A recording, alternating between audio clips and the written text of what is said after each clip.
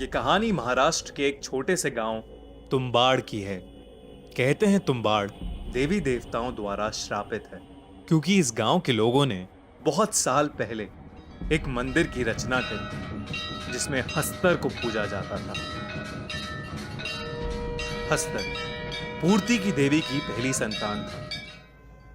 पूर्ति की देवी यानी अनगिनत अनाज और सोने का प्रतीक और 16,000 देवी देवताओं को जन्म देने वाली जननी।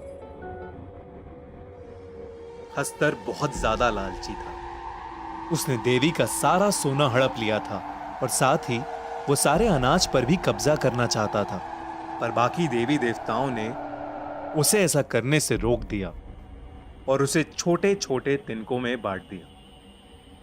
पूर्ति की देवी अपनी पहली संतान को बेहद प्रेम करती थी और हस्तर का नाश होने से पहले उन्होंने उसे बचा लिया, लेकिन एक शर्त पर, कोई उसे कभी नहीं पूजेगा और उसे भुला दिया जाएगा।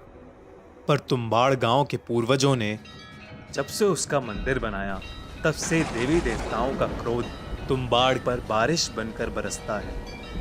लेकिन कहते हैं हस्तर ने प्रसन्न होकर अपना जितना सोना था सब उस मंदिर को अर्पित कर दिया। लेकिन वो मंदिर के अंदर कहां छुपा है ये किसी को नहीं मालूम। कई लोग वो खजाना पाने की चाह में मंदिर में गए तो जरूर, पर कभी वापस नहीं लौटे। इसलिए वो मंदिर सालों से बंद पड़ा है।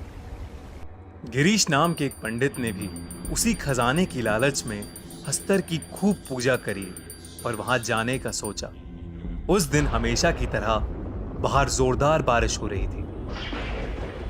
मंदिर के अंदर बहुत अंधेरा था और किसी मरे हुए जानवर की बू आ रही थी। अपने हाथ में मशाल लिए वो आगे बढ़ा।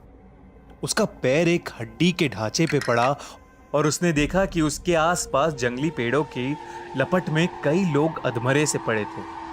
वो ये देख के बहुत घबरा गया, पर हिम्मत करके आगे बढ़ा। उसे अचानक एक जानवर की दहाड़ने की आवाज आई।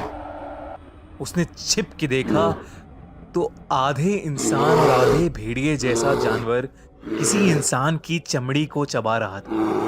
गिरीश ये सब देख ही रहा था कि उसके बगल से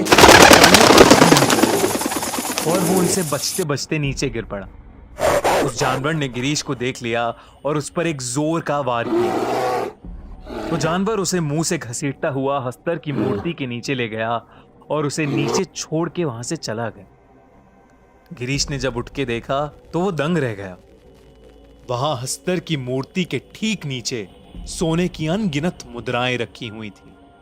गिरीश की आंखें चमक उठी और वो अपनी पोटली में सारा सोना भरने लगा। तभी अचानक मंदिर में बहुत जोर जोर से धम-धम होने लगी और पूरा मंदिर हिलने लगा। जब गिरीश ने नजर उठा के देखा तो हर तरफ से भूतों की फौज हाथ में मशाल लिए उसकी तरफ आगे बढ़ रही थी। ऐसा डरावना दृश्य देख के उसके पसीने छूट गए और वो पोटली वहीं छोड़कर बहुत जोर से दरवाजे की तरफ भागा और किसी तरह वो आग में लिपटा हुआ मंदिर के बाहर पहुंचा। बारिश तेज थी जिसकी बदौलत आग तो बुझ गई, पर उसका सारा शरीर जल चुका था।